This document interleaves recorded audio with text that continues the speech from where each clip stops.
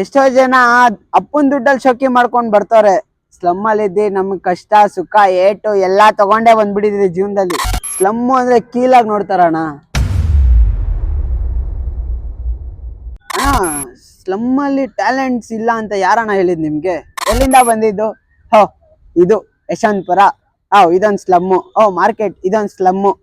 ಶ್ರೀರಾಮ್ಪುರ ಇದೊಂದ್ ಸ್ಲಮ್ಮು. ಅಲ್ಲೇ ಡಿಪೆಂಡ್ಸ್ ಮಾಡ್ಬಿಡ್ತಾರಣ್ಣ. ಅಲ್ಲೇ ಜಡ್ಜ್ ಮಾಡ್ಬಿಡ್ತಾರೆ. ನಮ್ ಮುಖ ನೋಡಿದ ತಕ್ಷಣ, ನಮ್ ಕಲರ್ನ ನೋಡಿದ ತಕ್ಷಣ ಎಷ್ಟೋ ಜನ ನನ್ಗೆ ಮಾಡವ್ರೆ. ಒಂದು ಇದ್ರಲ್ಲಿ ಒಂದ್ ಚಾನ್ಸ್ ಸಿಕ್ತಣ್ಣ, ಒಂದ್ ಮೂವಿಯಲ್ಲಿ. ಒಳ್ಳೆ ಮೂವಿನೇ, ಎಲ್ಲ ಆಯ್ತು, ಮಾತುಕತೆ ಎಲ್ಲ ಹೋದೆ ನಾನು. ನನಗೆ ಕೇಳ್ತಾನೆ, ಎಷ್ಟು ಕೊಡ್ತೀಯ ನೀನು? ನಿನ್ಗಿದೆ ಮೈಂಡ್ ರೋಲ್ ಇದೆ, ಮಾಡ್ಬೋದು, ಎಷ್ಟು ಕೊಡ್ತೀಯ ನೀನು? ಸ್ಲಮ್ಮಿಂದ ಬಂದಿದ್ದೀನಿ ಅಂದ್ರೆ ಎಷ್ಟೋ ಜನ ಸ್ಲಮ್ಮಿಂದ ಬಂದವರು ಒಂಥರ ಚೀಪಾಗೆ ನೋಡ್ತಾರೆ.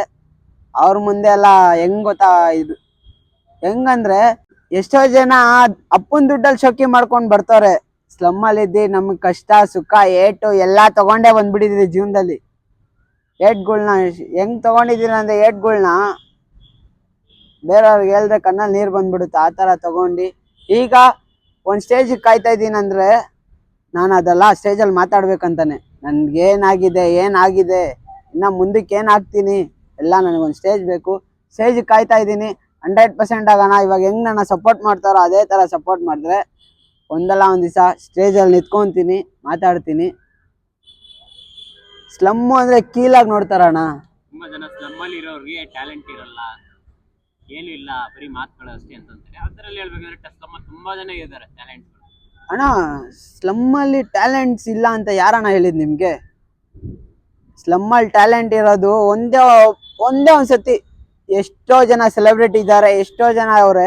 ಒಂದೇ ಒಂದ್ ದಿವಸ ಸ್ಲಮ್ ಅಲ್ಲಿ ಹೋಗಿ ನಿಂತ್ಕೊಂಡ್ಲಿ ಅಣ್ಣ, ಏನೋ ಗೊತ್ತಿಲ್ದಂಗೆ ನಿಂತ್ಕೊಂಡ್ಲಿ, ನೋಡ್ಲಿ ಎಷ್ಟು ಟ್ಯಾಲೆಂಟ್ ಇದೆ ಅಂತ.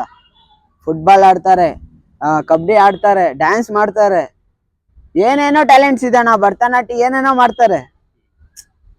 ಹುಡ್ಕಲ್ಲ ಅಣ್ಣ, ಬೆಲೆ ಇಲ್ಲ ಇಲ್ಲಿ. ಟ್ಯಾಲೆಂಟ್ಸ್ಗೆ ಬೆಲೆ ಇಲ್ಲ. ಟ್ಯಾಲೆಂಟ್ಸ್ ನ ಪ್ಲಾಟ್ಫಾರ್ಮ್ ಸಿಗ್ತಾ ಇಲ್ಲ. ಅಲ್ಲಲ್ಲೇ ಅಲ್ಲೆಲ್ಲ ಇದ್ ಮಾಡ್ಬಿಡ್ತಾರಲ್ಲ ಅಣ್ಣ. ಎಲ್ಲಿಂದ ಬಂದಿದ್ದು? ಇದು ಯಶವಂತಪುರ, ಇದೊಂದ್ ಸ್ಲಮ್ಮು. ಮಾರ್ಕೆಟ್ ಇದೊಂದ್ ಸ್ಲಮ್ಮು. ಶ್ರೀರಾಮ್ಪುರ ಇದೊಂದ್ ಸ್ಲಮ್ಮು. ಅಲ್ಲೇ ಡಿಪೆಂಡ್ಸ್ ಮಾಡ್ಬಿಡ್ತಾರಣ್ಣ. ಅಲ್ಲೇ ಜಡ್ಜ್ ಮಾಡ್ಬಿಡ್ತಾರೆ. ನಮ್ ಮುಖ ನೋಡಿದ ತಕ್ಷಣ, ನಮ್ ಕಲರ್ನ ನೋಡಿದ ತಕ್ಷಣ ಎಷ್ಟೋ ಜನ ನನ್ಗೆ ಮಾಡವ್ರೆ.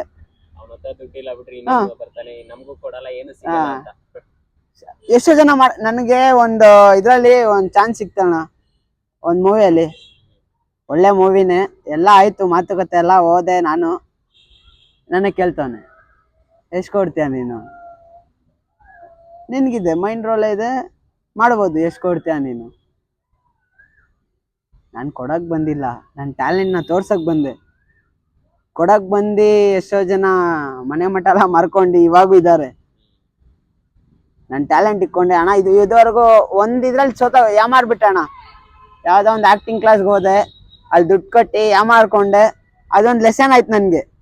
ನನ್ನಿಂದ ಸ್ವಲ್ಪ ಜನ ಹೇಳ್ಕೊಟ್ಟಿದ್ದೀನಿ ಅದನ್ನ, ಆ ತರ ಮಾಡಕ್ ಹೋಗ್ಬೇಡಿ ಅಂತ. ಹೇಳ್ಕೊಟ್ಟಿಲ್ಲ ಅಣ್ಣ, ನಾನೇ ಕಲ್ತ್ಕೊಂಡೆ ಆಮೇಲೆ ಆಕ್ಟಿಂಗ್ ಅಂದ್ರೆ ಏನು ಅಂತ. ನನ್ಗೊಂದು ಅಕ್ಕ ಸಿಕ್ಕರು, ನಿರ್ಮಲಾ ನಂದನ ಅಂತ. ಅಕ್ಕ ಭಾರಿ ಅಂದ್ರೆ ಭಾರಿ. ಅವ್ರು ನನ್ಗೆ ಹೇಳ್ಕೊಟ್ರು. ಅವರು ಸ್ವಲ್ಪ ಹೇಳ್ಕೊಟ್ರು, ಜೀವನ ಹೆಂಗೆ, ಇನ್ನ ಮುಂದಕ್ಕೆ ನಾನು ಜೀವನ ಹೆಂಗ್ ಮಾಡ್ಬೇಕು, ಯಾರ್ಯಾರು ನಮ್ಗೆ ತುಳಿತಾರೆ, ಯಾರ್ಯಾರು ಇದ್ ಮಾಡ್ತಾರೆ, ಒಳ್ಳೇದ್ ಮಾಡ್ತಾರೆ, ಕೆಟ್ಟದ್ ಮಾಡ್ತಾರೆ, ಎಲ್ಲ ಹೇಳ್ಕೊಟ್ರು. ಆ ಅಕ್ಕಾಗ ನಾನು ಥ್ಯಾಂಕ್ಸ್ ಹೇಳಕ್ ಇಷ್ಟಪಡ್ತೀನಿ, ನಿರ್ಮಲಾ ನಂದನ ಅವ್ರಿಗೆ.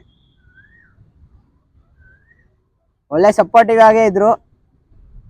ಇವಾಗ ನನಗೆ ಇದಾಗ್ಬಿಟ್ಟಿದ್ದಾನ, ಯಾರಿಗೂ ಸಿಗ್ತಾ ಇಲ್ಲ. ನಾನು ಬಿಸಿ ಆಗ್ಬಿಟ್ಟಿದ್ದೀನಿ, ಯಾರಿಗೂ ಸಿಗ್ತಾ ಇಲ್ಲ.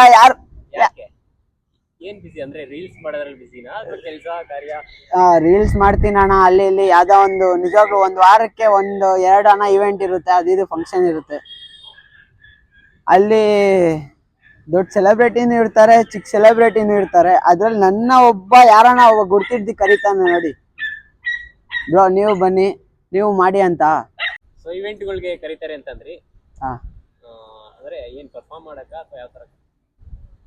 ಪರ್ಫಾರ್ಮ್ ಮಾಡೋಕ್ಕಿಂತ ನನಗೆ ಅದೇ ಸೋಷಿಯಲ್ ಮೀಡಿಯಾ ಇನ್ಫ್ಲುಯೆನ್ಸರ್ ಅಂತ ಇಲ್ಲಿ ಕರೀತಾರೆ. ಅಲ್ಲಿ ದೊಡ್ಡ ದೊಡ್ಡ ಸೆಲೆಬ್ರಿಟಿ ಮುಂದೆ ನನ್ನ ಯಾವ್ದೋ ನನ್ಗೆ ಏನ್ ಅನ್ಸುತ್ತೆ ಗೊತ್ತಾ, ನನಗೆ ನಾನೇ ಪ್ರೌಡ್ ಮಾಡ್ಕೊತೀನಿ, ಓ ನಾನೇನೋ ಒಳ್ಳೇದು ಮಾಡ್ತಾ ಇದ್ದೀನಿ, ಏನೋ ಒಂದು ಮಾಡ್ತಾ ಇದ್ದೀನಿ, ಇನ್ನು ಮೇಲೆ ಮಾಡಬೇಕು, ಇನ್ನು ಎತ್ತರ ಮಟ್ಟಕ್ಕೆ ಬೆಳಿಬೇಕು ಅಂತ ಹೇಳಿ ಎಷ್ಟೋ ಜನ ನನಗೆ ಪೇ ಮಾಡೋರೆ. ಇನ್ನೊಂದು ನಾನು ಅವ್ರಿಗೆ ಹೋಗಿ ಕಾಸು ಇಸ್ಕೊಂಡೇನೆ ಕೆಲಸ ಮಾಡಿದ್ದೀನಿ ಎಷ್ಟೋ ಜಾಗದಲ್ಲಿ. 5,000 ಕೊಟ್ಟವ್ರೆ, 10,000 ಕೊಟ್ಟವ್ರೆ.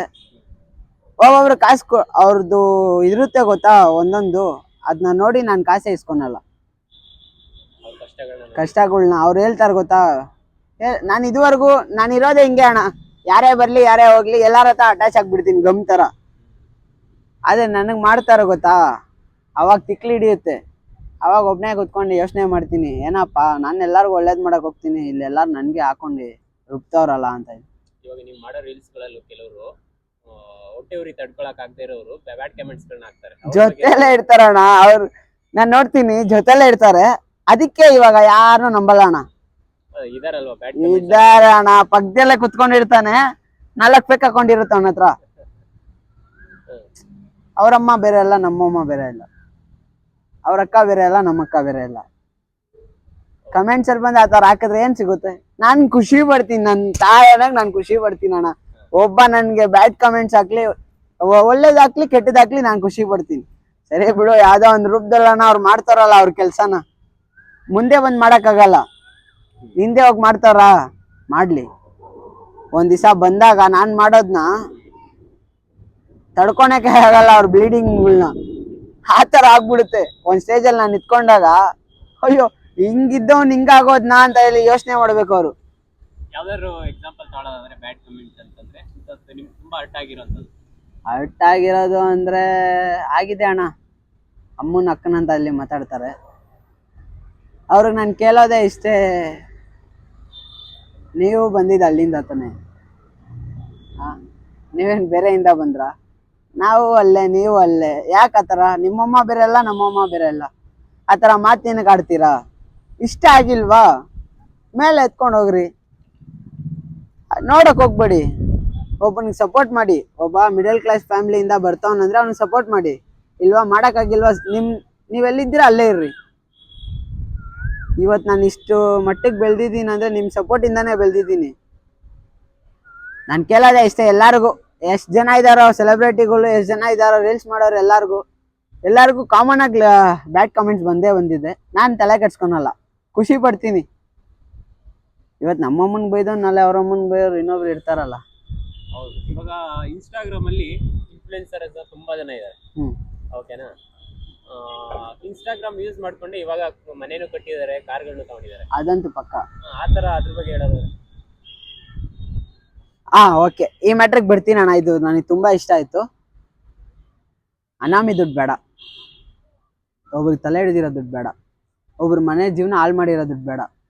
ಇದೆಲ್ಲ ಏನಕ್ಕೆ ಹೇಳ್ತೀನಂದ್ರೆ, ರಮ್ಮಿ ಅಂತ ಒಂದು ಪ್ರಮೋಷನ್ ಬರುತ್ತೆ, ಇಸ್ಪೀಟ್ ಆಡೋದು ಒಂದು ಪ್ರಮೋಷನ್ ಅಂತ ಬರುತ್ತೆ, ಈ ಅಕೌಂಟಲ್ಲಿ ಒಂದು ಪ್ರಮೋಷನ್ ಬರುತ್ತೆ. ಸೊ ನಾನು ನಿನ್ಗೆ ಇಷ್ಟು ಪೇ ಮಾಡ್ತೀನಿ, ಮಂತ್ಲಿಗೆ ಇಷ್ಟು ಪೇ ಮಾಡ್ತೀನಿ, ನೀನು ನನಗೆ ಒಂದು ವಿಡಿಯೋ ಮಾಡಿಕೊಡು. ನಿನ್ನ ಅಕೌಂಟಲ್ಲಿ 1 ಲಕ್ಷ 2 ಲಕ್ಷ ಫಾಲೋವರ್ಸ್ ಇರುತ್ತೆ ಇವನಿಗೆ, ಇವನು ಮಾಡ್ತಾನೆ. ಇವನ್ನ ನಂಬೋರು, ಇವನೇನೋ ಒಳ್ಳೆ ಕೆಲಸ ಮಾಡ್ತಾ ಇದ್ದಾನೆ ಅಂತ ಅನ್ಕೊಂತಾರೆ, ಏನೋ ದುಡ್ಡು ಬರುತ್ತೆ ಅಂತ. ಎಷ್ಟೋ ಜನ 5 ಲಕ್ಷ 10 ಲಕ್ಷಕ್ಕೆ ಪ್ರಾಣ ಹೋಗಿದೆ ಅಣ್ಣ. ಎಷ್ಟೋ ಜನ ನೇಣಾಕೊಂಡು ನನ್ನ ಕಣ್ಮುಂದೆನೇ ನೋಡಿದ್ದೀನಿ ಅದನ್ನೆಲ್ಲ. 5 ಲಕ್ಷ 10 ಲಕ್ಷ 50 ರೂಪಾಯಿಗೆ ಹೊಡೆದಾಕ್ತಾರೆ. ಹ್ಞೂ ಅಣ್ಣ. ಅಯ್ಯೋ, ಅದು ಯಾವ್ದೋ ಒಂದು ಕಲರಿಂಗ್ ಆಪ್ ಅಂತ ಇವಾಗ ಬರ್ತೈತೆ ಟ್ರೆಂಡಿಂಗ್ ಅಲ್ಲಿ, ಅದಕ್ಕೆ 5 ರೂಪಾಯಿ 10 ರೂಪಾಯಿ ಜಗಳ ಆಡ್ಕೊಂಡು ಜೊತೆಯಲ್ಲಿರೋ ಬ್ಲೇಡಲ್ಲಿ 7 ಹೊಡೆದವ್ರೆ. ನ್ಯೂಸ್ಗಳು ಆ ಥರ ಬರ್ತಾಯಿದೆ. ಇವ್ನು ಆಡ್ತಿದ್ದ ಅಂತೆ, ಅವ್ನ ಫ್ರೆಂಡ್ ಯಾರೋ ಡಿಸ್ಟರ್ಬ್ ಮಾಡ್ದಂತೆ, ಅಲ್ಲ ಅವ್ನು 2 ರೂಪಾಯಿ ತಗೊಂಡು ಬ್ಲೇಡಲ್ಲಿ 7 ಹೊಡೆದವನು. ಆ ಥರ ಮೆಂಟ್ಲಾಗೋರಣ. ನಾನು ಎಲ್ಲರಿಗೂ ಕೇಳ್ಕೊಂಡಿದ್ದೆ ಅಷ್ಟೇ, ಆ ಥರ ಏನಂತೆ, ಬೆಟ್ಟಿಂಗ್ ಆ್ಯಪಲ್ಲಿ ಪ್ರಮೋಷನ್ ಮಾಡ್ತಾರೆ ಗೊತ್ತಾ, ಅಂಥವ್ರನ್ನೂ ನಂಬೇಡ್ರಿ, ಆ ಆ್ಯಪ್ನೂ ನಂಬೇಡ್ರಿ. ನಿಮಗೆ ಕೇಳ್ಕೊಳೋದಿಷ್ಟೇ, ಅದನ್ನ ಆಡಕ್ಕೆ ಹೋಗ್ಬೇಡ್ರಿ ಅಷ್ಟೇ. ಆಡಿ ನಿಮ್ಮ ಪ್ರಾಣಗಳನ್ನ ಏನಕ್ಕೆ ಕಳ್ಕೊಂಡು ಹೋಗ್ತೀರಾ? ನಿಮ್ಗಂದ ತಂದೆ ತಾಯಿ ಎಲ್ಲರೂ ಇದ್ದಾರೆ, ಅವ್ರಿಗೋಸ್ಕರನ ನೀವಿರ್ರಿ.